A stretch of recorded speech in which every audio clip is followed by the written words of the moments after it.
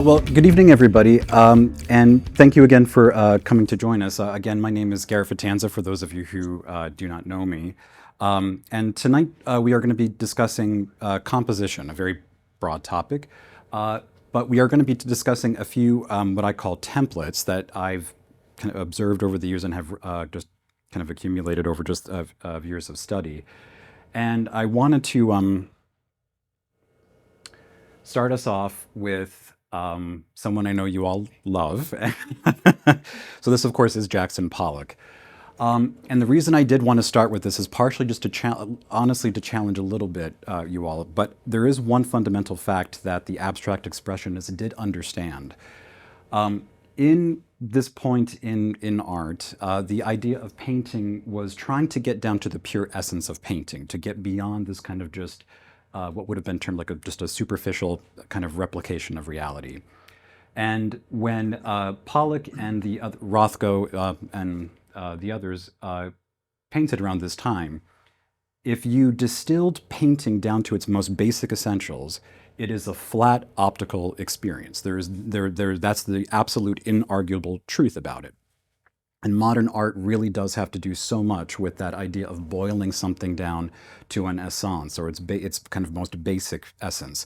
So for painting to allude to a three-dimensional idea, to try to convince you that there is another space on this flat surface, that's mixing sculpture with painting, and that is impure painting, essentially. So here, Pollock is using gravity to pull paint from the brush to kind of create paintings on a purely, again, optically flat surface. So he is not making any lies. And in some ways, he's actually trying to make the case that he's the greatest realist artist ever, in the fact that this is the most physical, real thing about paint that you can actually create, essentially. But the key thing here is that it is not really making any lies. It is what it appears to be. It is a completely flat and optical experience. They also looked to Europe and to the other parts of the world, and realism is being used to shepherd the masses. Realism in figurative art has been transformed from this kind of craft to create these kind of immense allegorical and historical paintings, and is now used to project agendas of political parties from different parts of the world. That, of course, the abstract expressionists disagreed with. And then, of course, at home, you have people like Maxfield Parrish, who are... I actually had an art history teacher at Tufts start an art history lecture with this image. And I was actually really pleasantly surprised, because I quite like Maxfield Parrish. And she said that she called it a lovely visual sugar rush, and then just changed the slide. So I always think of Maxfield Parrish as a sugar rush.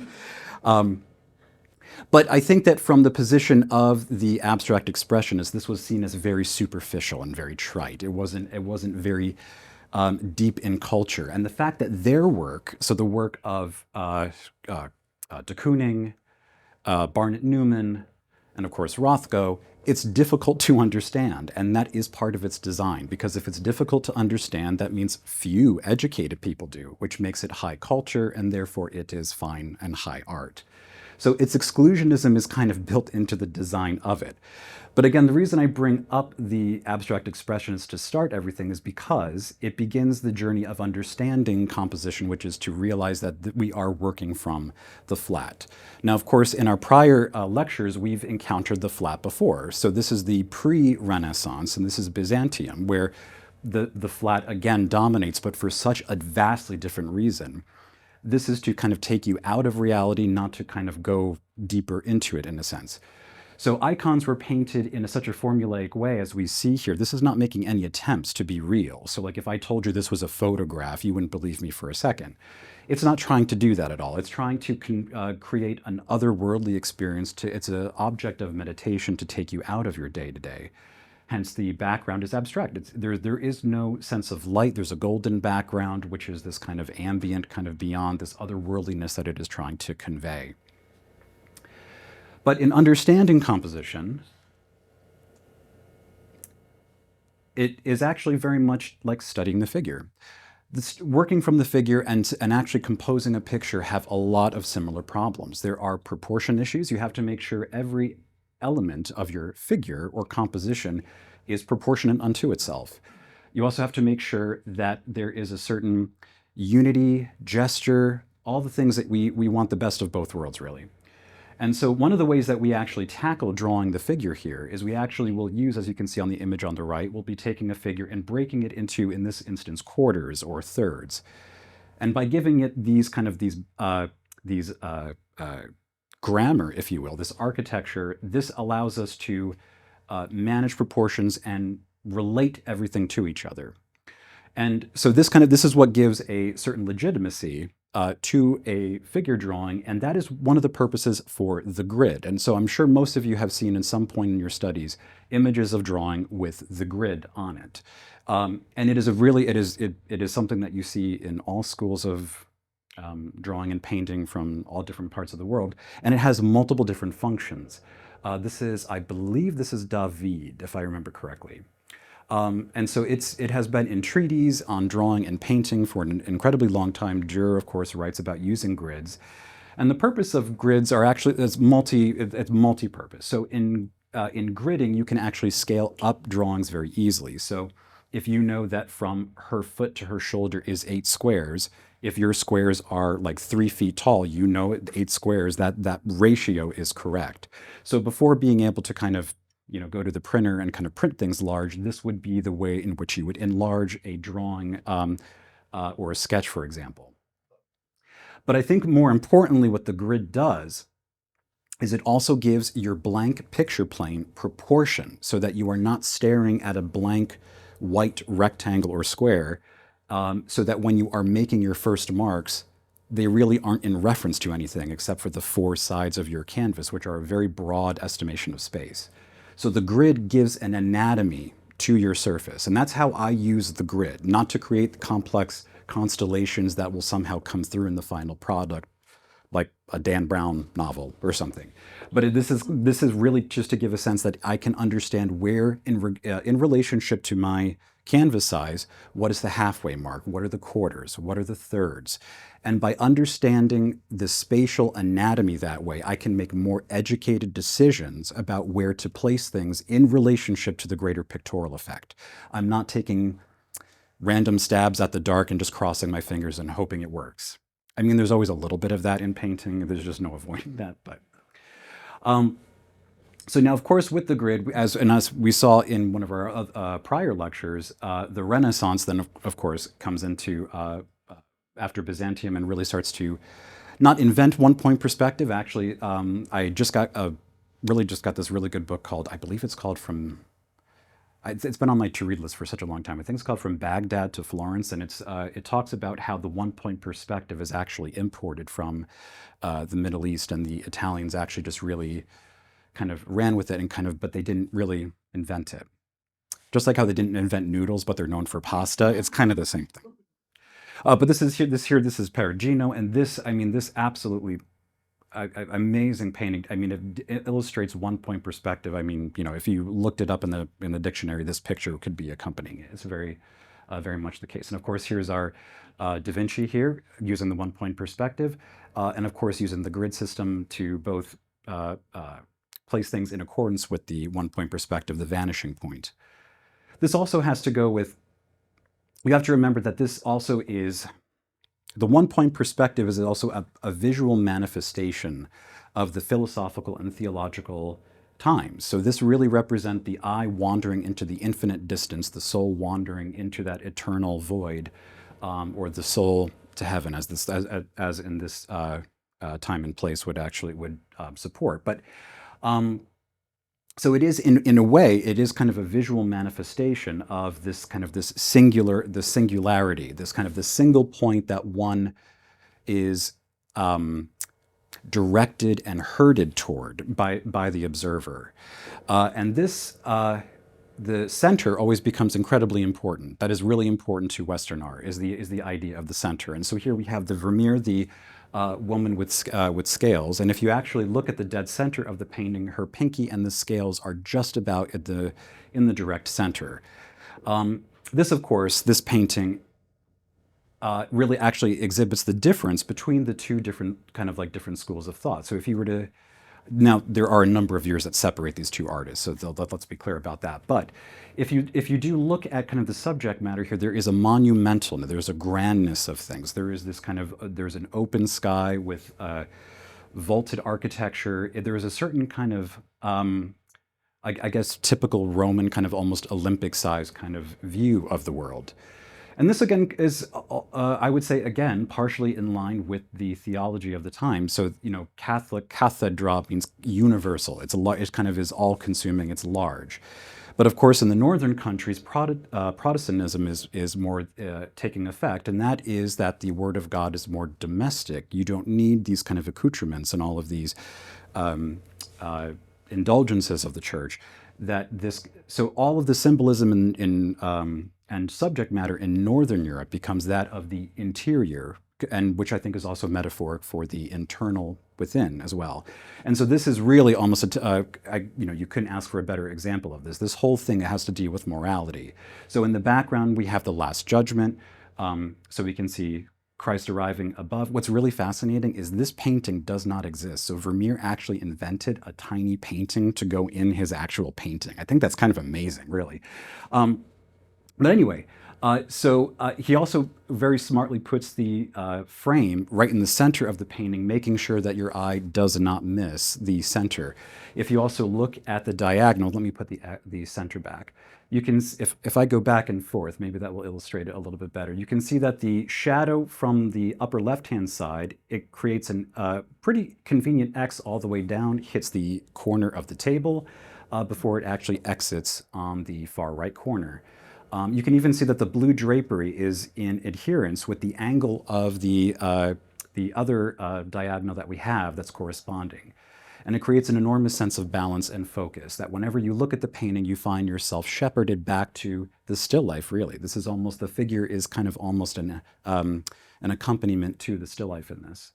And of course here, so you have the Last Judgment, she's weighing the scales, but here what she's really weighing is her jewelry, which is a hearkening to, this idea of corporal treasures are perishable, but so this whole idea of just like church and being, it's very much a kind of a Protestant image here.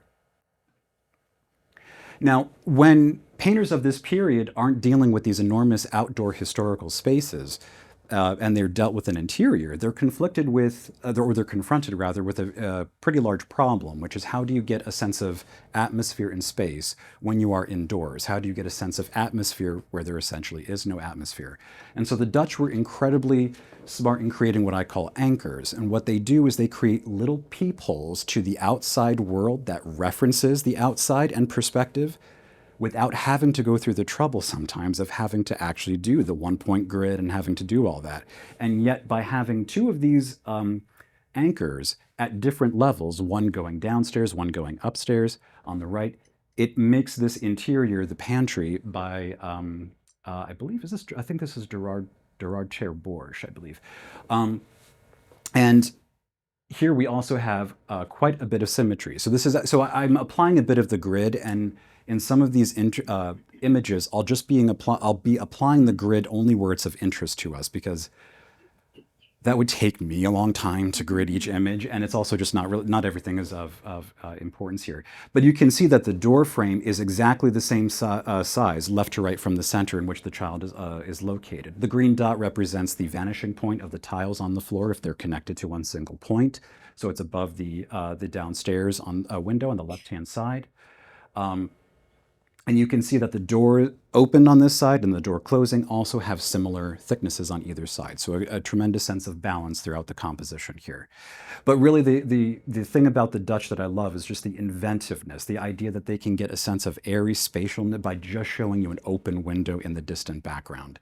And this is what Nicolas Mays does so brilliantly. Nicolas Mays, I think, is really one of those artists that doesn't get enough credit. He's really, this looks so hazy. But anyway, what I love about this is he's showing you, it's a little bit of a demonstration of skill. He's almost like, look, I can do still life, which is on the ground, and I can do figurative work. I can paint a cat in the background, stealing fish off the table. And then again, you have the anchor in the background, which kind of alludes to the outside world. You have guests that are waiting for these two women to bring the dishes, which of course, this is called the idle servant. And so she's asleep on the job, and the other maid is kind of pointing her, like, look at Matilda, And of course, the same artist, Gerard Terborch, also this is a woman at prayer. And this also is, again, a demonstration of, in supplementation of saints and the Virgin Mary and all of the kind of Catholic extended universe, if you will, at this time. And when for Protestantism, at this point, there is a very sophisticated system of symbology and what objects mean to the Dutch at this point. So, for example, the bell that you see on the ledge is a call to prayer. The keys are the keys to the kingdom of heaven. The bread is that a reference to Jesus, the bread of man, and so forth. So all of it is really loaded with symbolism, but it is discrete, and that was kind of the balance that Protestant artists had to do, is that they can't be icon makers, but they had to really straddle this balance of of making things show offable, but not making them show offs necessarily.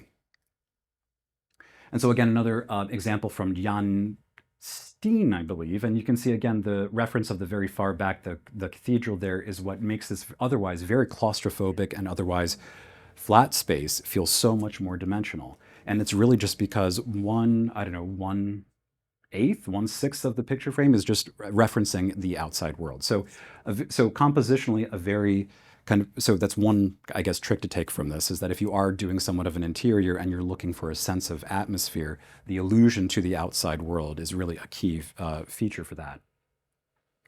But this is so not what Eastern painters are like. So like I was saying earlier, this one-point perspective is somewhat of a illustration of a certain philosophy or theology. This idea that you are shepherded towards a single point of reverence, so to speak. But in the East, the idea is that you should be able to enter the image from any point. You should not be dictated. Everything is given its own individual importance. And so it is not that they could not actually create the one-point perspective, it just was not of value to them aesthetically, because it was seen as really as beastly. There are these landscape scrolls that I'm forgetting the name of right now, where they'll be like 8 feet long, but you're only supposed to view maybe 1.5 feet at a time, and you're supposed to roll them as if you're taking a stroll through the actual landscape. And it's supposed to be an experience to be had, not something to be viewed. So when you see them in museums splayed out, I had one teacher in art history teaching Chinese bronze, and she goes, "It's vulgar." But you can see here again that there is the idea that there is no single entry or exit point. There's really there is a certain completion by the viewer, is not all decided by the author or the painter. So after the grid, the next thing I do want to talk about is not rabattement. I want to talk about the armature. So the armature is what we call a series of straight lines that are drawn from the centers and the corners of the image across from each other. And what this creates is a sense of arteries and main pathways that the eye will travel. One thing to understand about composition and the way the eye works, the eye will always travel the path of least resistance. So if your compositional design becomes so complicated, the more complicated it becomes, it's potentially the more hindrance to the eye. The eye likes very much simple things, much like nature does. The path of least resistance is the one that usually wins. So this idea is really just to give you a sense of where the eye is most likely to focus within the confines of the main diamond that you see in the center. And you can see this being used in certain paintings. So if you remember back to earlier, Samson and Delilah. So this is Samson and Delilah by Rubens. This is 1640, I want to say 30 something. I'm forgetting the actual date though. But if we jump forward a few centuries, this is Solomon J. Solomon in the 19th century, but the same subject. But how much more, I have to say this is my favorite Solomon J. Solomon painting. This painting is just awesome. So what I love about this is the difference. If we revisit back to Rubens just for a moment, we were talking about how Rubens was actually kind of, this is a very tender moment in some ways. And we were saying how Rubens' whole idea was behind this painting is the complicated relationship between loving someone and hurting them, and how he sums that up in the complicated hand gesture of the man who is cutting Samson's hair. He's delicately holding it up with one and violently cutting it with another. And so with one hand gesture, Rubens talks and summarizes what this whole thing is about. How relationships, the person you give your love to, has the greatest potential to harm you. But this Delilah is evil. She is taunting Samson with the hewn hair that she's cut herself, and she's giggling while she's waving it at him because she knows he can't be strong enough. However, what I love about Solomon is he's a great storyteller. Samson is still strong enough, though. He's thrown one man off him. So you can see that there are 5 men holding him down. The sixth, though, it was still too much. And so that one he was able to throw to the floor. And that's what I love about this painting. But in this instance, I feel like Delilah is somewhat sympathetic, and she's almost sympathetic and the lover, but here she's clearly the villain, and here she is clearly the bad guy of this situation. But if we were to apply the armature to this, and so here I'm only applying a few lines of the armature, you can see how these 3 great curves, which redirect your focus back to Samson, are all shepherded by the diamond shape of the actual armature here. So it's not something that artists are hanging their every choice on. It is a boundary in which they are using as a guideline because they know the eye is most likely not going to be interested in anything beyond that point because it is not a center. One quick note from, if you remember back to Caravaggio's corner, the idea that if you project something forward, the rest goes back in space. If you look at the corner of the bed, it projects forward, which is also a little bit of a kind of a wink, wink, nudge, nudge to the bed being projected into our space. After all, they are post-coital, you know. But, and also the idea of the allusion to the back. You can see the door opening to the soldiers that are about to come in. This, again, this otherwise murky black background is made spatial by the sense of someone coming in from the back and the projection of the bed corner. So when composing, there are 2 things that you really need to understand. So like if you look at a map, so regardless of what the view is, it can be very disorienting. So every map includes in one corner or another across a north, south, east, west. Our eye needs absolutes in order to understand where we are. So we need an absolute, every painting you make needs an absolute horizontal and an absolute vertical in order to, if you are a representational painter, to be successful. That doesn't mean you have to illustrate it completely, but it does have to be factored in at some point in your understanding of what is actually happening. But in this instance, the vertical is what we're looking at. The horizontal creates a sense of gravity, if you will. It creates a sense of, the horizon line, what we are actually standing on.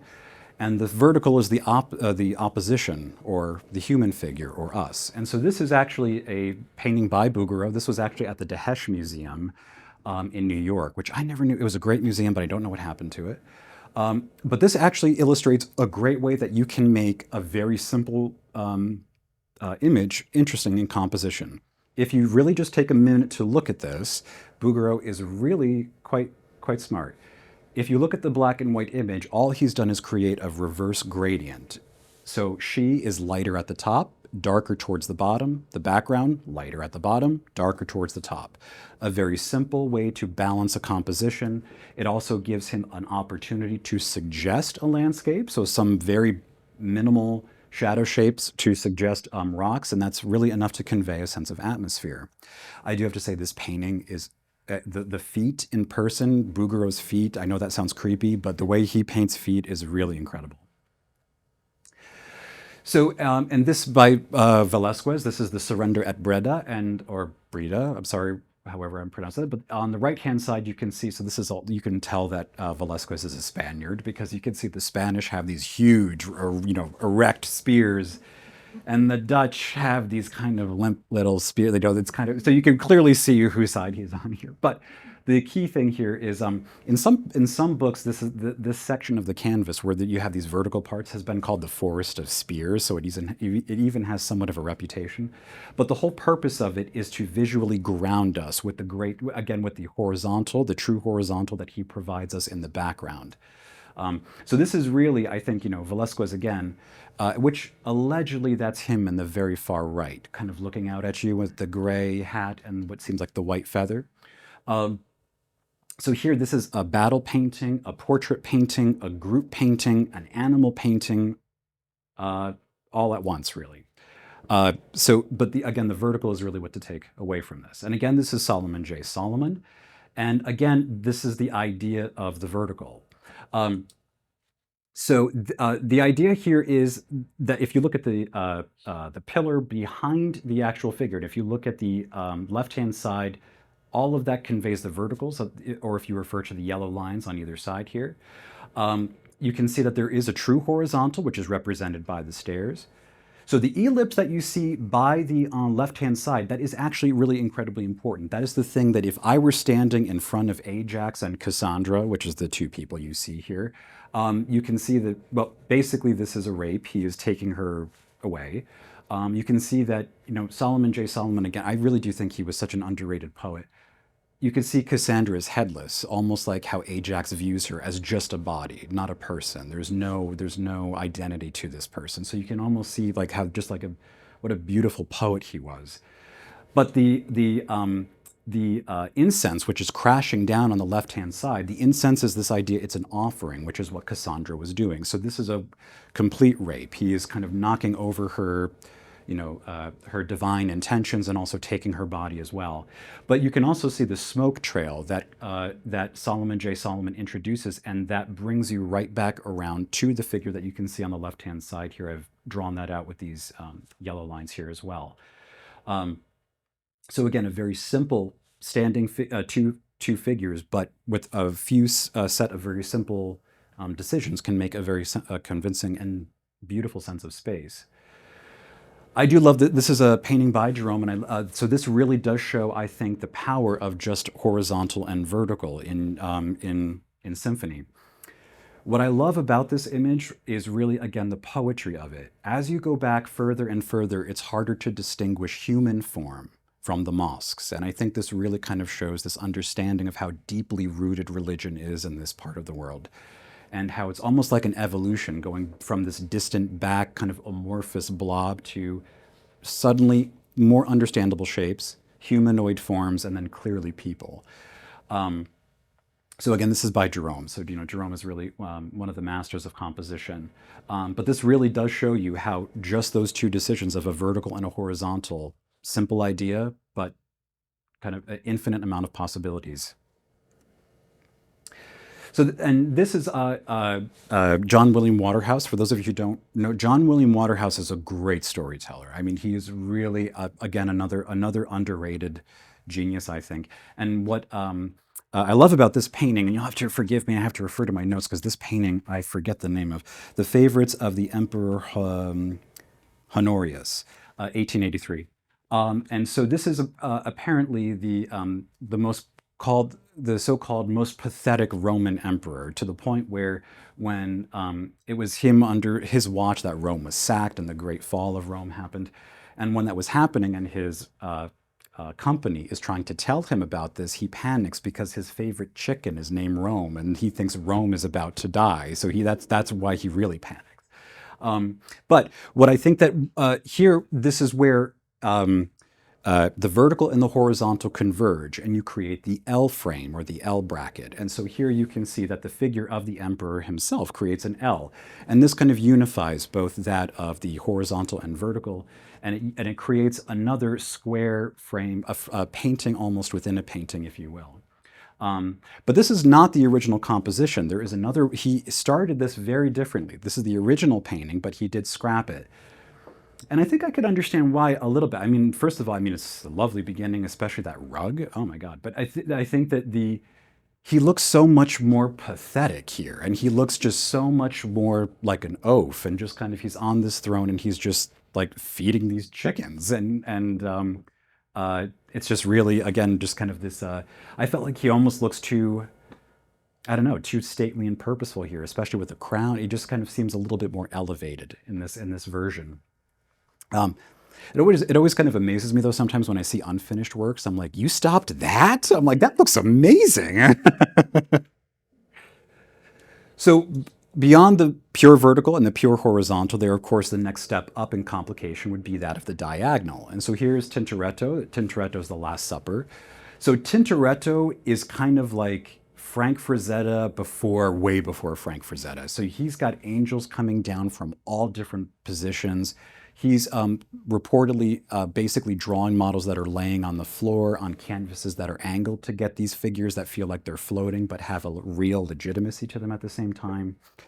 But you can see here that the diagonal of the table is going back into space, and here also it coincidentally lines up with the vanishing point. But the diagonal of the image is where you actually can utilize the greatest dimension of the visual surface, is on a diagonal. And the diagonal can both convey a sense of tension, and if a pure horizontal conveys gravity and stability, an angle creates instability, but it can also create dimension, as is here, where the upper part of the diagonal is further back, the other side is further forward, and therefore the diagonal actually does not create instability, it complements the stability of the image. And so going back to Rubens again, another master of the diagonal. If you do need to understand more about the concept of how to utilize the diagonal, Rubens is your man. Here are just two different altarpieces, and where you can clearly see without much reference the raising of the cross on the left-hand side and the deposition on the right. And what's amazing is that the diagonal creates such a sense of movement, really, is what it, I wouldn't say instability, I think that's probably a better way of summarizing, is that the diagonal creates a sense of motion. And what I love about this combination is that on the left it conveys a sense of rising up, and on the right it conveys a sense of descent. Yeah, again, just an amazing use of the diagonal.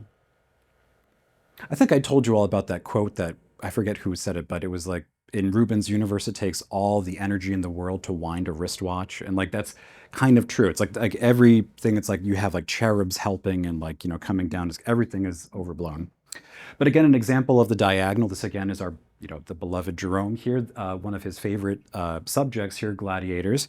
And we see that a couple different times here. He's using the diagonal. So one other thing that I wanted to mention about Jerome here is the really clever use that he creates here. So if you remember back to the John Waterhouse, and I was talking about the L-frame bracket. So here he's utilizing that again. You can see with the slits of the sun from the canopy that would have been over the Colosseum. You can see these L brackets, which legitimize this otherwise a little hard to read space. The other thing is that these slits of light are tethers. They kind of tether this very shadowed, hard to read kind of to the outside world. And I love how you can then really see the patch of sun is really in the upper left-hand corner. As a painter, this is a bold move to basically not have direct light on your main subject and only using reflective lights to do a lot of the work. That is really kind of a little show-off of a move here. And again, coming back to Rubens with the diagonal. So you can see here from the upper left all the way down to the foot of Samson, again, really composed on the diagonal.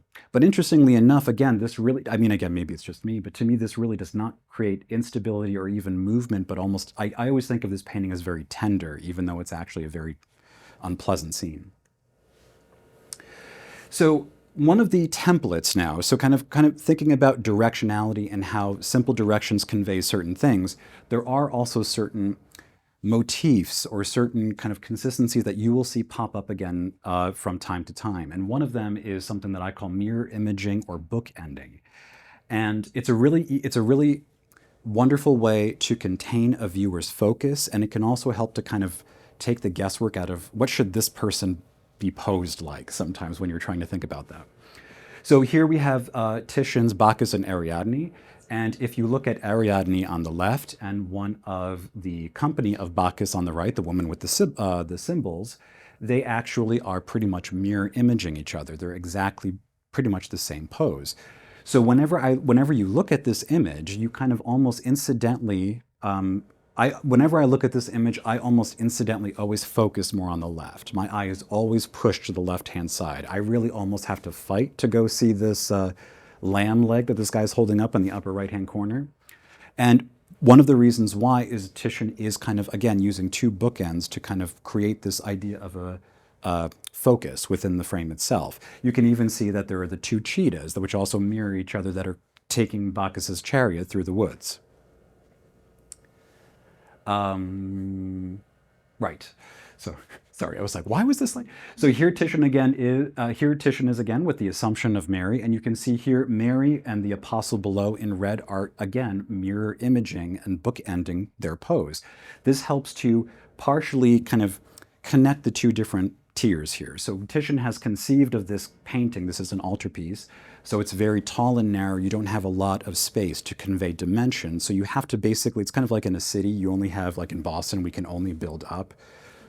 But so here we have basically the earthly tier, which is represented by the apostles, the middle tier, or in the action of ascent with the Virgin herself, and then of course the heavenly body, which is represented by the Father and the adoring angels. So again, another example of mirror imaging. So what's really nice about this too is that if you look at the center, and if you were to look at the way that the arms of the Virgin and the arms of the apostles, they actually create two inverted triangles. And if you look at the arc that is on the left-hand side here, this is what is called rebattement. And actually that is where this slide should have gone, but it got loose and it went all the way up here. There it is. So here, as you can see, these red lines, it's when if you have a square or a rectangle and you take one side and you lift up that one side so it creates an arc, that is how you can create curves within your painting that are based off of the anatomy, if you will, or the proportions, again, the grid, so that you are creating curves that have, again, an anatomical legitimacy to the size of your picture frame. It's not you just kind of feeling it out, if you will. Okay, so let's do this again, sorry.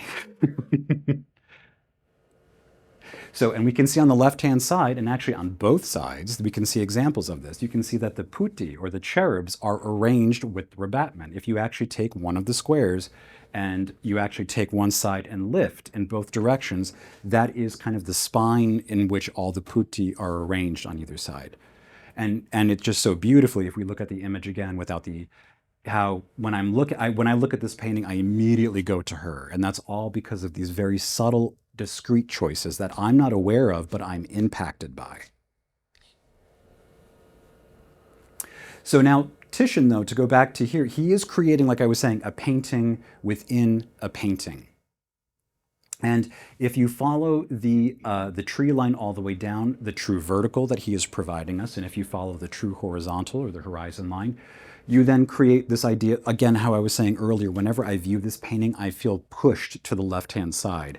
And so really what Titian is telling us is this is where you should be looking. And this is really where all the action is. This is love at first sight. So Bacchus sees Ariadne, and you can see he's just like dazed. He's just like, he can't, and so he's leaping out of the chariot. And she is hailing the boat that you can, I don't know if you can make this out, but on her left shoulder, there is a boat sailing off in the distance, and she's hailing them because they left without her. But their eyes meet, and it is love at first sight. And so this is really the painting within the painting. This is really what it's about. And another clever Titian, another true horizontal, the cloud formations provide that stability as we go up. Did Michelle, do you have a question? Yeah. Yes. I was just curious, what do you think is the reason that he didn't profit so that they were more centered? Like just them? Like why all the others? Yeah, like why the distractions, or like, yeah. So I think that so much of art is based on contrast, and is so much, and partially based on opposition and complements. Like a lot of the arts kind of debate on which is the purest art form, and historically speaking, music has always been thought of as the purest form of art because it's an unseen force to talk about unseen emotions. But art is always really built on contrast, and so I think that you do need kind of that, like, so in painting, there's a physical manifestation of something intangible, and to me, that opposition is what creates, in my definition, a work of art. And so I think here, the fact that he's not basically giving to you on a platter, he's telling you, he's kind of telling you a story with, it would be like showing you a movie with the climax and nothing else, in a way. It's kind of like it is I think the image is something at this time period. It's a little hard for us in the advent of television and movies, that you were to have spent time with this and actually kind of, and like Rothko said, a picture grows by companionship. It needs a viewer to live, and so this is really part of this story, really, of kind of this. They're coming out of the woods and running into each other. But I think, it's also partially, this would have been for. This would have been. I think this was actually in someone's private quarters, so this would not have been seen by everybody, and so I think there was also just a certain sense of discretion. Actually, the other thing I forgot to mention is how the tree, the pure vertical, is picked up by the woman's leg at the very base here, if you were to continue all the way down. He also has signed this painting. It is on the brass trophy that you see on the fabric on the left-hand side. It says Tiziano on it. We call him Titian for some reason. Yeah. I also noticed in the upper left-hand corner there was like a ring or a halo. Yes, that is, if I remember the legend correctly, and so this is where I'm kind of venturing out cautiously. I think that in the story of Bacchus and Ariadne, her being immortal when she dies, Bacchus makes her into this constellation, I believe, which is the crown that you see in the actual painting. I'm pretty sure. By the way, this drapery that we see here, apparently it took 4 glazes for Titian to paint that. They actually could dissect the layers. So very much what you're familiar with, a white underpainting reinforced with glazing on top, but exactly 4 glazes as the number he used. So this is another painting within a painting, and I love Alma-Tadema so much. I know Bouguereau gets all the attention, and we all love Bouguereau, yeah, I get it, but Alma-Tadema is really not given enough credit. He is like, this really could be a snapshot from the movie Cleopatra with Elizabeth Taylor. This is taken from Shakespeare, though. This is not history. This is already a fiction. But this really demonstrates how poetic and beautiful a painting within a painting could be. So before we were seeing this frame, lovers in frame. Here we see lovers in frame, but we actually see lovers really imprisoned. Cleopatra, though, is actually, her real name is Bernadette, I believe. Her Bernice Zimmern was actually Cleopatra's real name. Here she is posing for the actual painting. What I love about this is that this is a leopard skin, and the way that he's posed it, it's almost like she's about to kiss the leopard on the lips, if you look at it really carefully. And of course, we have the golden asps wound around the upper arm, an allusion to her coming death of being bit by an asp there. But you can see very much this is a direct study. He is literally used. So this is where he would have hired the model to paint her in this position for a shorter period of time, and then for the much larger painting would have actually used his original painting as the model. So a very economical use of model time and paying the model as well. Okay, so there are a couple things here to note about it. And so some of these elements pertain to the grid and some pertain to the armature, and I'm going to explain here. So if you look at the dotted lines of yellow that are in the center here, this is Titian's frame. This is Alma-Tadema's version of that. So he is framing. If I go back to the undrawn image, if you look at the opening that Antony is lined with flowers, we come down the slit where her attendant is looking in to attend to her mistress's needs, and then we go across and back up. Antony is jailed in this left-hand side, whereas she is slinking back towards the right-hand side. Cleopatra is always kind of seen as this femme fatale, almost kind of like the Delilah that we saw in Solomon J. Solomon. But not here. Here she is clearly the one wearing the pants. She actually, the hieroglyphics on the bottom right-hand corner say Cleopatra, that's her name in the cartouche, and then I believe it says ruler of Egypt. So she's very much the dominant figure in this. And she has Antony kind of almost imprisoned in this space, in her bedchamber, if you will, almost in a sense. But if you look at the shadow space above Cleopatra, and if you look at the light space to the right-hand side, the opening through which Antony is viewed, they are identical in thickness. So that is the frame in which we view these lovers.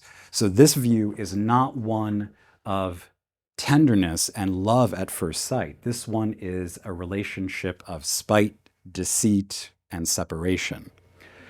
Another couple of wonderful things about this painting. So we can see that actually the canopy of the boat itself, actually the corner of it on the left-hand side here actually falls at the halfway mark on the left-hand side of the actual painting.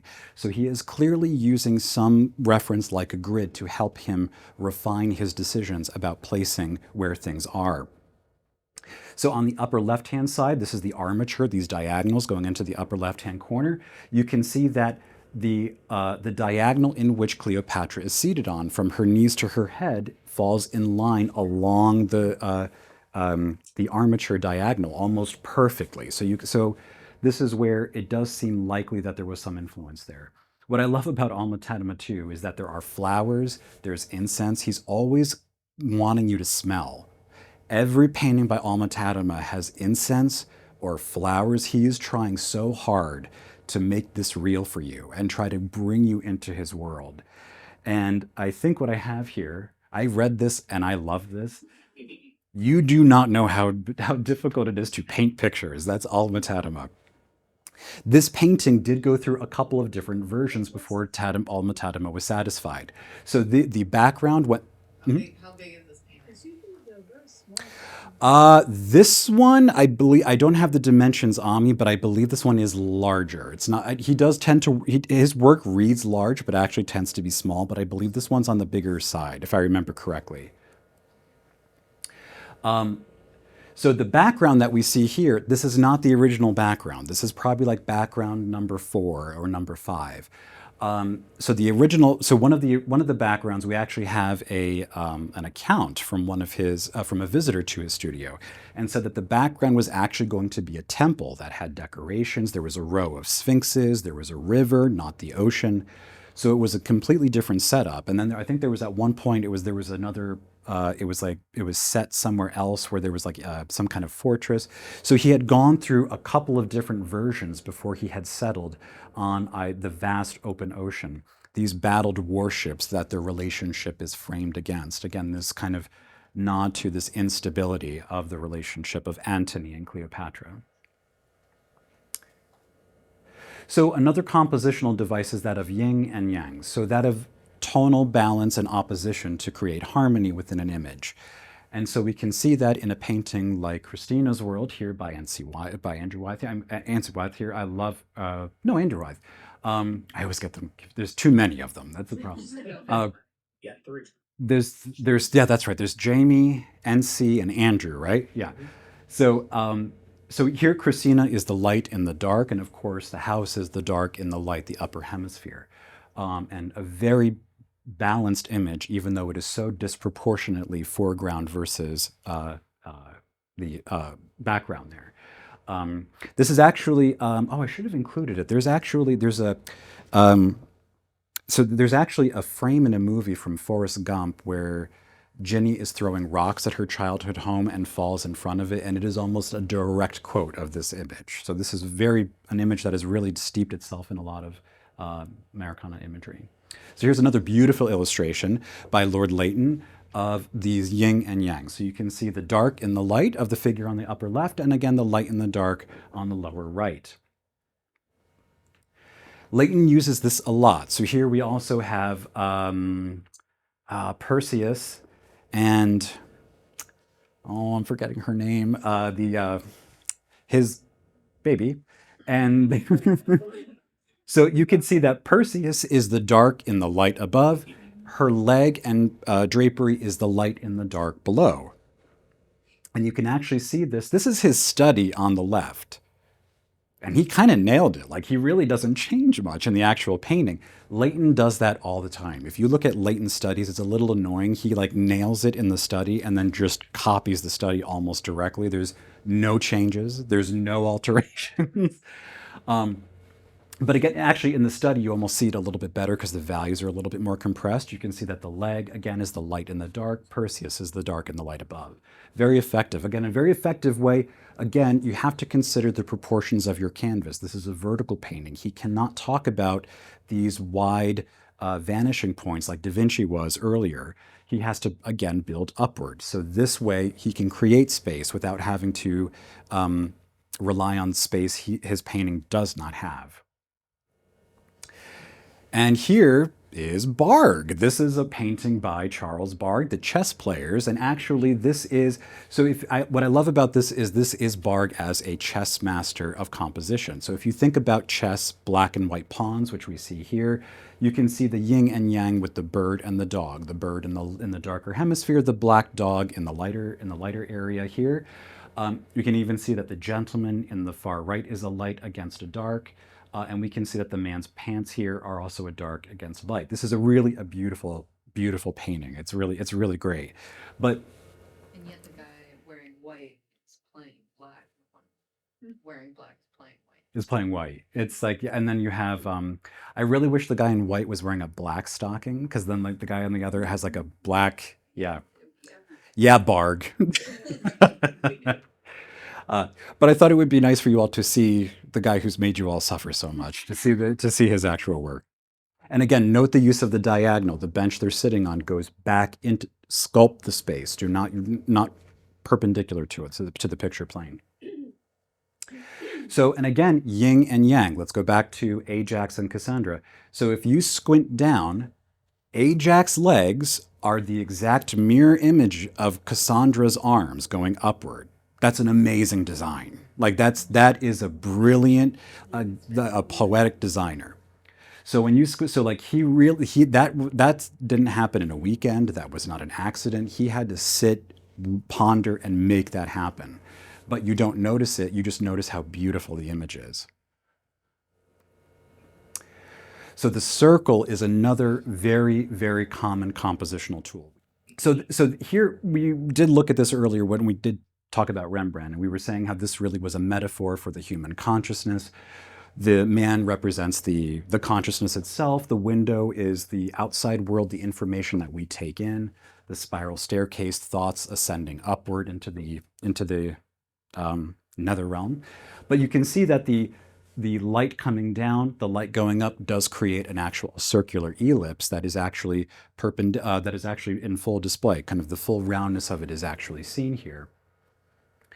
So, and you can actually see if we go back to Jerome, and if we actually go back to the gladiators here, you can see that the actual stadium itself is a great ellipse that he is putting us within. The ellipse, what's so useful about it is it makes you a participant because it references the outside world and literally almost hugs you and brings you in. This is why Bernini, when he designed the Vatican, the arms of the Vatican are like great arms to gather in the faithful, but they're a big ellipse, they're a big circle. So this idea that the circle brings those within it. Here's another John William Waterhouse, and again, this is called the Witch's Circle, I believe. I love this painting. I just love this painting so much, and I love the ravens, the skull. It's just like to me, this is one of the witches from Macbeth. Like this is kind of how I view her. So there are a couple things to note about John's decisions here. So one of them is that basically, I know that this woman posed for him. I know that everything else he made up. I can just tell you that right now. That background is pretty fictionalized, but what he's done here is he's pretty much divided the sky and the background pretty evenly in proportion. But the key here is the ellipse, the circle itself. Again, a circle, not like we saw in the Rembrandt, where it's kind of revealed to us in its complete kind of circle. This is an ellipse, a circle in perspective. So this is, again, we are almost kind of standing just outside the circle. And this is repeated both on the actual circle the witch is drawing, the fire itself, and the cauldron she's using. Now, the real clever invention that, well, maybe not the invention, but one of the utilizations that Waterhouse comes up with here is the smoke itself. The smoke unifies all of the spaces by overlapping all of them. So I believe that all of that exists behind the smoke, which pushes it way back and brings her way forward. So with one compositional choice of what overlaps what, that has told me how to read the spatial situation. And here is Circe Invidiosa. So this sounds like a Harry Potter thing, I know. So there are, again, a couple things here where he is using the ellipse. So if you do actually, it's actually very, again, a vertical painting, so it is treated somewhat in that respect, where if you look at where the first rock is, that is the dead center of the actual painting. It splits the composition in half. So in place of the smoke, Circe unifies the top and the bottom here. She is the thing that overlaps the upper tree, the middle ground, and the water. We have two ellipses that do kind of talk to each other, which also have a stream overlapping Circe, which then feels like the potion that she is pouring on, oh, I forget her name. So this is a woman, the guy she wants, likes, so she's like, I'm gonna turn her into a fish, so you're gonna have to like me. And so she's pouring the potion on top of her here. So again, using the same compositional element, and again, so strategically and so understatedly, the ripples of the water create almost a perfect ellipse on the base here. So, and here is Poussin. This is the dance of is it the Eternal Dance, I believe it's called. So again, the elliptical circle in which they are dancing in. You can see that this is full of kind of, I mean, this is really, the thing about Poussin, I will say that Nicolas Poussin is definitely someone you should look at to study composition. He went through painstaking efforts. He went to Rome on the third try, he finally made it. And he measured all like statues, and has these painstaking notes and struggled and really is an accomplished painter, but he's really, a lot of people, whenever I bring him up, kind of go, because he's very erudite. Like, it's very austere sometimes, and it can be a little icy, but if you do give it time, you really do see how much of a genius he is. And he was so persnickety and just so obsessed with accuracy that he built models in which that would inform his paintings. So this is in the Louvre to replicate so his actual models would have been useless or valueless to people at that time. It would, they would have had no value. So they're lost to us. But we do have accounts of him using them. And so this is the Louvre recreating what he would have used. So it's a box with a grid on the base so that he could understand the perspective. He would paint a fictional background. He has a open little window there. It's almost like a still life, but it's a miniature. So, and he would have had these about 4-inch to 6-inch wax figures that he would then take drapery and either dip them in flour and water or wax and then mold them so that when they dry, they would fix and stay in position. And so if you just take a minute to memorize these figures, so they tried to replicate a drawing of his. So this is the models, painting. And if you look at the actual Poussin painting, you can kind of see these are definitely modeled, little maquettes. But this is the beginning of his process. This is how he starts his compositions. Everything has a small beginning. And before getting models, like we saw with Cleopatra, before even that, this is the process that would have taken place here. So, why is this? But this again, actually, this should have been earlier, but this, you can actually see here illustrate how many circles. This is not including the rings of the Colosseum either, but just how enveloping this actually is. We're going to come back to this one more time towards the end. I didn't know what to call this next thing, and I was trying to think of something that would help you remember it, so I hope... What? The Oreo? The Oreo is actually, that might be a bit better, yeah. So, I almost called it Rembrandt sandwich because this is really who I really feel like really utilizes this technique the best. So the idea of the sandwich is that you have a light in the background, shadow in the mid, light in the foreground, and that creates a sense of dramatic atmosphere. As you can see, Rembrandt uses that time and time again. But it's a way of using light to take the place of carefully drawn out one point perspective. So Rembrandt is kind of a tonal perspective painter, if you will. He's not like Da Vinci where he's like carefully laying out lines. He's using atmosphere to sculpt the space. So here again is an earlier image of his, so this is Rembrandt in his early 20s painting Judas trying to return the silver that he had paid to betray Jesus. And I wish I included a detail, because I talk about this all the time, that the coins on the very base, how they go in and out of the light, is a demonstration of skill. It's very hard to do any object convincingly that exists in both realms of light and shadow seamlessly. And so here again, the background is light, shadow, midground, light in the foreground, and then again, if you look to the left, the process repeats. Light in the back, and then the chair is dark in front. Interestingly enough, I don't know if you can see on the right-hand side, above the standing man's head, you can see a line that originally was the original arch. Rembrandt did have a different composition. There was an archway behind everybody here, and he decided against it and put a pillar where there is now. So this is the Drapers Guild, and I've digitally altered this painting to show you how crucial some compositional choices are. So there are 6 members of the guild. And so this idea of the sandwiching, though, is not just restricted to that of light and shadow. There is also the sense of distance, what is behind and what is in front.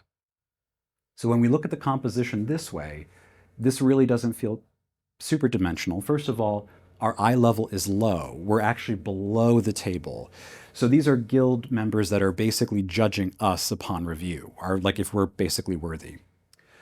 So on the left-hand side, you have the man who is kind of on his chair, and he's scooted the most towards us. So if I were to lean forward, I would talk to him first. He's the closest to me. But to make a very confined space, with again the Dutch great at utilizing small spaces in a room, what Rembrandt does is he puts the 6th member in the distance where the head is smaller, creates a molding on the right-hand side to legitimize the depth or the nook in which that man is in. And so if I go back and forth here, so without him, this space reads incredibly flat. But he is the bookend to the man on the left, and that is how I can read my space, essentially. So again, it's not the most, like, it's not a pillar, it is not an angel, it is molding on a wall, but it does explain a lot of what is happening here. Sort of L shape. I don't know if that's intentional. An L shape there, like how it goes like down into the... Or here and out. Yeah, the L is kind of like one... The molding. The thing about the L, like there too, is that it's like one of those things that like just shows up time and time, and it kind of like triangles, it kind of... You can have different lengths of either arm of the L, and it still like Tetrises together quite nicely. And that brings me actually to triangles. Triangles are an incredibly useful shape for an artist to use. Triangles are considered the strongest geometric form. Triangles can vary incredibly in proportion and still fit next to each other and snugly kind of connect. And so here we have, I believe this is also Gerard. I want to make sure I get these folks right here. This is, no, this is not, this is Gerard Terborch. This is a portrait of a man, 16th, nope, Peter de Hooch. Nope, sorry, no, I was right. It is Gerard Terborch, 1663. This is just a portrait of a man. And so right away you can see just on the exterior composition, he's actually 2 triangles kind of split in 2. And then if you really took the time, almost every shape that is in this composition is a variation on a triangle. It is complemented, of course, by the squares and rectangles of the table and of the chair, but otherwise this is just triangle, triangle, triangle, triangle. And yet when you look at the image unaided, it feels very composed. It feels very stable, very pleasant to look at.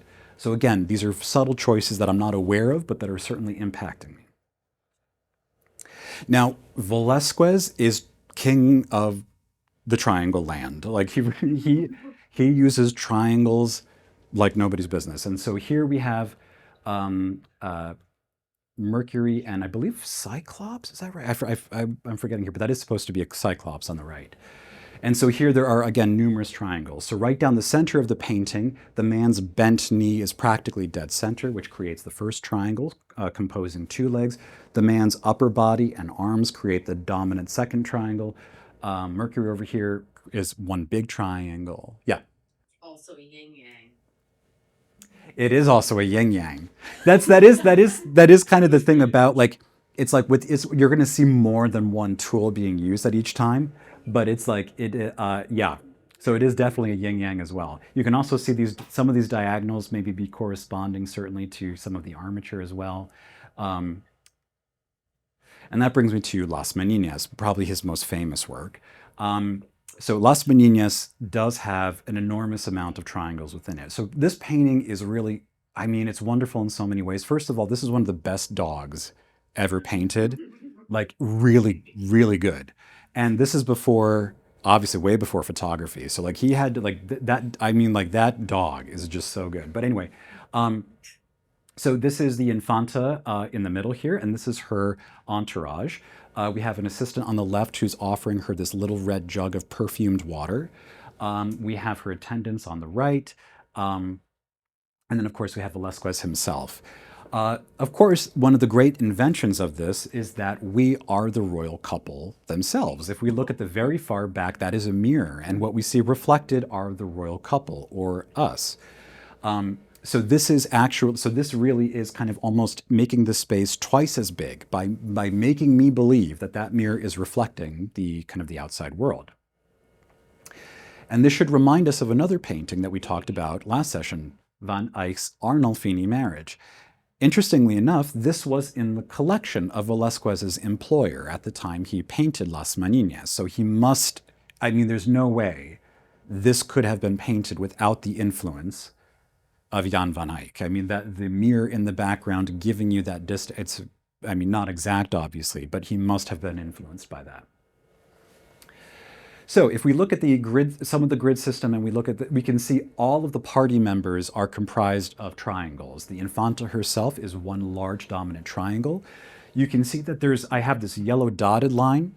If you look at the peak of the man in the back, the peak of his head actually creates two descending. If you just keep your eye on where those dotted yellow lines are, you can see that the shadow edge starting from the dog's butt, if you go up, you come across the shadow of the taller woman's sleeve. That leads you up to the crown of the man's head, and then you descend over the Infanta's shoulder on the other side.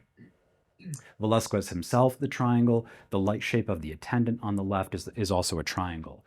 So the base of the pictures that are in the background here, so you can see that these large paintings on the back wall, the base of them is our horizon, that is the dead center of the painting, that separates the lower hemisphere from the northern hemisphere, so that is the exact middle.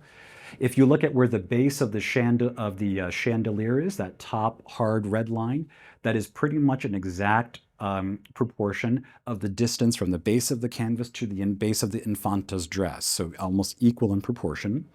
And then if you look at the base of the back wall, again, a true horizontal, which is also imitated by the stairs. So you can see you just have to give us a piece of it, but a true horizontal has to be seen to stabilize the image. And if you look at so where the corner of the wall is back there, you can also see that matches almost exactly in proportion where the ceiling meets the wall. So again, an even kind of floor to ceiling, kind of, again, funneling my vision downward to the Infanta herself. This red cross that you see Velasquez wearing, the artistic legend is that the king that employed him painted it on his deathbed as this gesture of, and that's just total BS. It was painted later because he was made a knight of that order, but it was not the king on his deathbed or anything like that. So this one other other compositional device is really one of the things where one of the places in history where I think you can really tell um, uh, where things change in history. So in the 1880s, Muybridge is posting these photos of the body in motion. And for the first time, people are actually able to see moving images. So these images would have been comprised together rapidly, almost like a flip book, and it does look like a primitive but video at the same time. Mhm. Could you make an argument that Asian composition was lending itself more to animation and that those scrolls were meant to be like Right, moving a images? performance in a sense, where it's kind of like, yeah, it's like it is in a sense, yeah, I would say that there is kind of an animation to that. There is that kind of interaction in a sense. And so you can see again the moving figure. And so and this actually affects even artists well into the 20th century. Francis Bacon uses many of Muybridge's images as models for his actual paintings. But you can see that here, this is where artists really can kind of, now that they can capture images in frame, they can really let their imaginations take, and they can really, not saying that all artists use photography, but knowing that the stakes are higher because people can get photographs, it did kind of make them kind of better artisans in a way. And that's why we can have Botticelli in the early Renaissance doing this, which does feel, it's immaculate. But then we have Bouguereau in the 19th century doing the same subject, but so much more realistic, The Birth of Venus. This is really one of Bouguereau's, like, one of his most beautiful, paintings here. It's really quite lovely. So this painting here is actually by a gentleman named, whose name actually I do struggle with more so than usual. This is a Gustav Bauernfeind, and this is Jaffa recruiting of Turkish soldiers in Palestine, painted in 1888. And so basically what's happening here is these young boys are being basically abducted from their families and being conscripted into service. And if you look at the figures that are just coming off the shoreline, these are mothers chasing the boat of the children over there. And if you focus on them, these figures highlighted in green, this could almost be the same woman at different stages of running in the water. So this is kind of a stage-by-stage animation for us to kind of understand the action that is happening. These women are running into the water, desperately trying to take their children back from the soldiers who have taken them. Except this woman on the right here, she's waving. She's just like, see you later, Ted. Good riddance. Okay, so here we have the roses of Heliogabalus, and I'm sorry if I'm mispronouncing that as well. And so this again, when I say animation, I know that's probably not too hard to see here why this is. Now the funny thing about this painting is that this is really not a pleasant image. In this actual event here, these people die. They actually become smothered by flowers, and they actually do die. And so here we can see the emperor himself on the left-hand side with his company on the right. And again, using some of the other elements, we can see a painting within a painting. So if we look at the framing of the pillars, very much like the Bacchus and Ariadne with the trees, we can see that that is kind of, again, a frame within a frame. They're to be considered different. And this is an L bracket of the rose petals that we see below. When he's painting this, he's actually painting this, I think, in the winter of 1887. And in the story, it's not. He's using roses because roses have especially in the 19th century, have a connotation with lust and those kind of those mortal sins, and so these roses were not available. So every weekend he would wait for the train to bring in fresh roses from the French Riviera every weekend so that he could take them back to his studio and paint them. And apparently by the time the painting was done, he was so good at painting rose petals, he was said to have been talking to his students with one hand in his pocket, smoking a pipe, and painting with the other hand. Who is the artist on that? This is Alma-Tadema. And so here's a close-up of, one of the things about this that I find, it's difficult to make chaos organized, and he does it brilliantly. There's form to these masses of rose petals that are falling. interestingly enough, this is not, again, not the original composition. This is a much earlier sketch of the Roses of Heliogabalus, and this is originally what it was going to be. So you can see the emperor was actually under a canopy, and it created this darkened background, the kind of this niche, and the lighter part of the foreground. You can see again an ellipse. This would have been the a chalice, or well, maybe not a chalice, but a large urn that is in the center. Some things are similar. The figures that are around, especially the figures that are on the right-hand side, they're pretty much a direct copy. They survive a lot of the editing process. But this whole upper echelon really does change a bit in the final product. So you can see a little bit of the sandwiching, a light background, dark midground there with the emperor and his cohorts, and then a lighter foreground. So again, this kind of repetition of toning. So again, if you look at the dotted yellow lines, those equal proportions on either side in accordance with the grid do again that painting within a painting. There's these large diagonals that are in accordance with the armature. These keyholes where these figures appear are all hanging on that diagonal. Again, he's concerned about where, that center. I love this woman in the left. I don't know if you guys can see her. And the very far left, she's basically almost covered. She's kind of you just see like her face kind of peeking out at you. And the only person who makes direct eye contact is the woman on the right. She's the one who's kind of acknowledging our presence and is kind of like, can you believe it? Right, okay. So this is probably my favorite Jerome.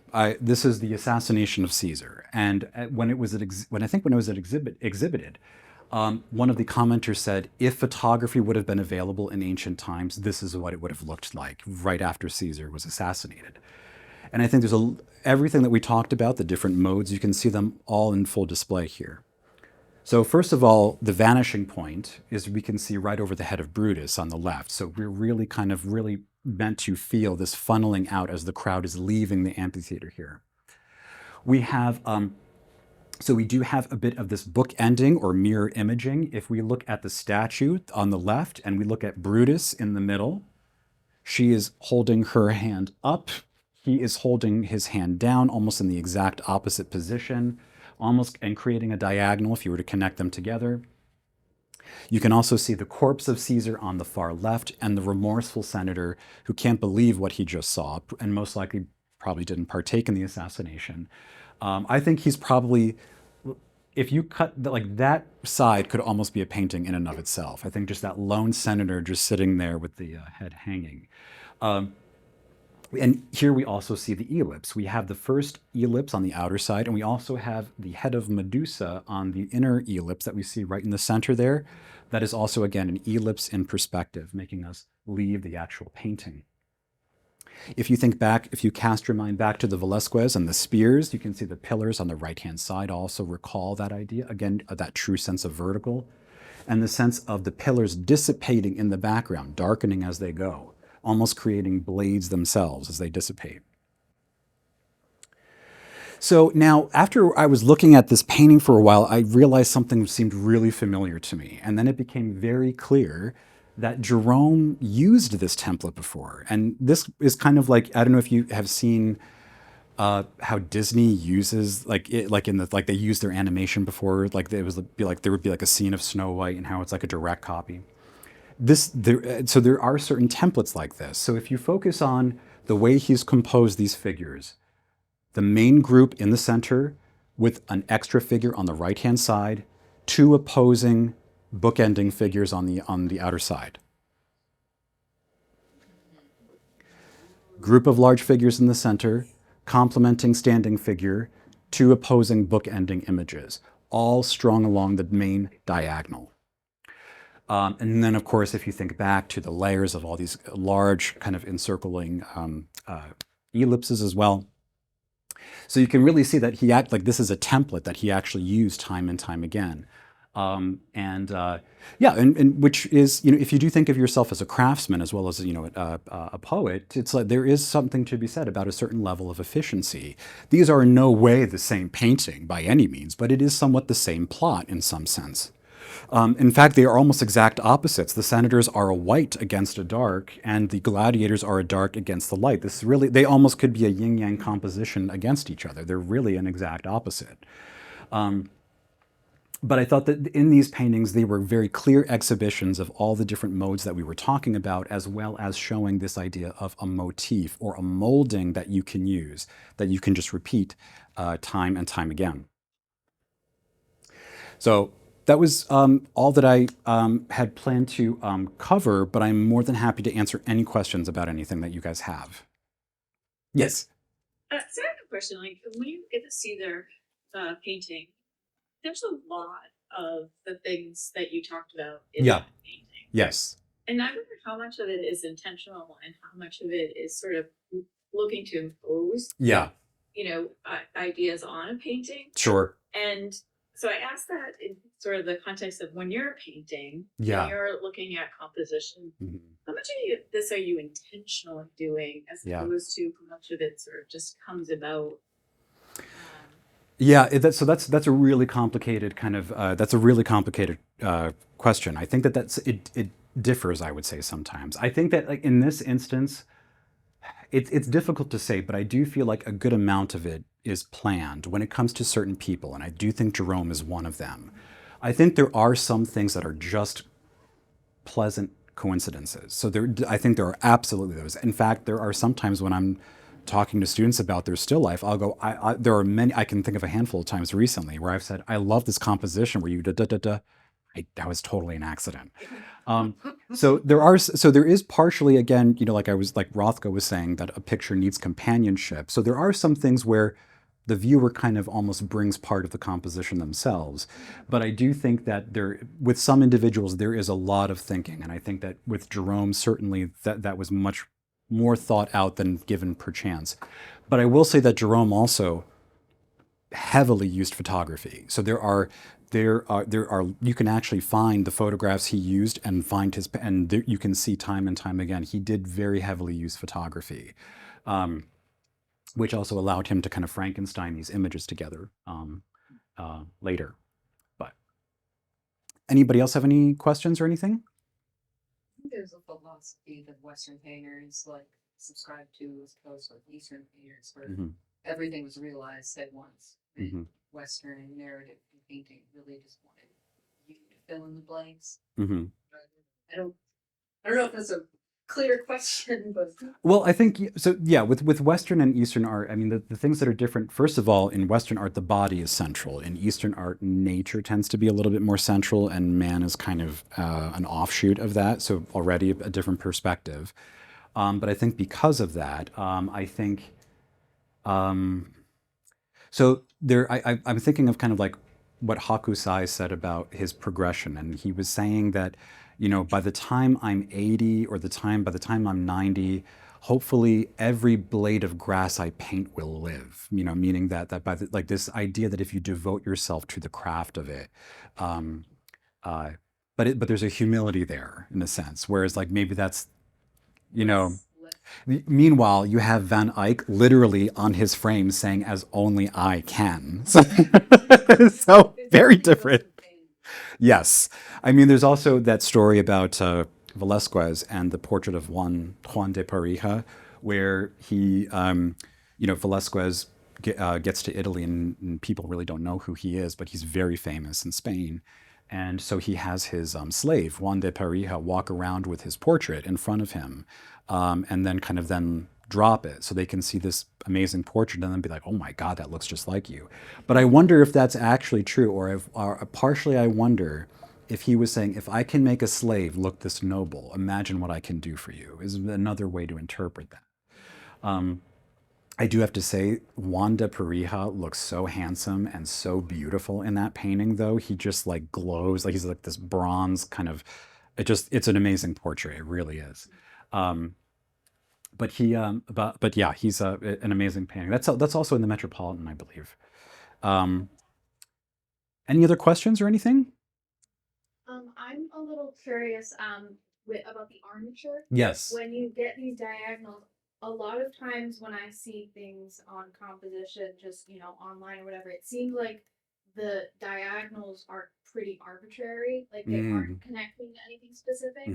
Are they supposed to be connecting to specific points on like the edge? So So the armature is something that would pre-exist your drawing. So like it's almost like you would draw or paint on something that would have a grid and an armature. And almost like how a sculptor sculpts on an armature, you would be composing your images on the think of the diagonals and the grid as like bones and arteries, and you're kind of you're creating the anatomy of your image in that skeleton essentially. There isn't like a true like a formula that is There So there is a formula where it actually is very mathematical, where actually the grid, the numbering, and the diagonals you attach all do matter. And that is a very Florentine approach. I'm trying to remember the name of it. Uh, no, it's not Fibonacci. But actually, Botticelli did use this system, and it's a complicated system. But this was used at the Renaissance when math and art and so, it was all kind of one, and so that was kind of really seen as a mastery. But I think that I would say that more often than not, I think that the armature, like I was showing with the Solomon J. Solomon, is just to give you a sense of guidelines about where the eye is going to most likely be less focused versus more focused, so that you just have a more informed eye to place things. But I don't think everything. No, I basically I don't. In the short version is no. I don't think that everything needs to be attached to, something kind of like that to work. There's an online question about, is there a book or two on composition that you would recommend for someone who is approaching it for the first time? So there is a small book on composition. Andres, Yeah. do you remember what the name of that book is? Is it the Henry Rankin Poor one? The one you were holding the other day. Thin blue cover. Yeah. I think it's Henry Rankin Poor. I think that Bohr. Pictorial composition. Pictorial. I think it's It's I think it's called. Generic, It is really generic, but it's called like something like pictorial composition. Who's the author again? Henry Rankin Poor. I think P-O. Henry Rankin Poor. Yeah, that sounds right. So it's a very thin book, and it's very pragmatic, very simple, very straightforward. There is really good information that I think you can take from it. I don't think there's enough pictures in it though. I do have to say it's a lot of talking. It's a lot of. He has some good points though. Yeah, no, he does.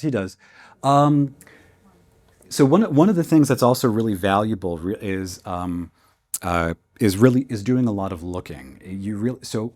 I was listening to Stephen King doing a lecture, and a young person was like, "What would you say your advice is to young authors trying to make it?" And he said, "I think you need to read a lot as well as write a lot." And he goes, "And I don't understand it when people tell me that they don't have time to read." And he goes, "If you don't have time to read, you cannot learn how to develop a style.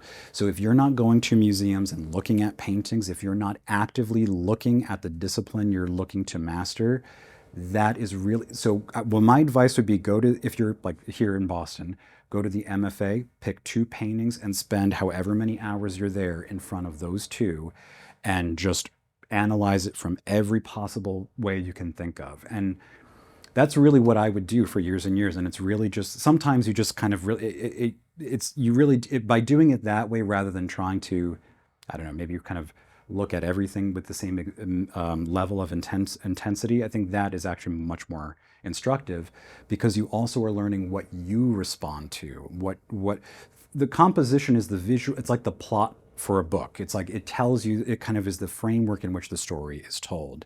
And I think you're only going to learn how to develop your own language of it by looking carefully. You have to be an audience member and a film director at the same time if you're a painter. So that book is really good, and just really going to museums and just really studying, really. Oh, well, I mean, today, luckily with the internet, you don't always have to go to museums, but it's always best to see them in person, for sure. All right. Well, thank you all so much. Thank you. Thank you.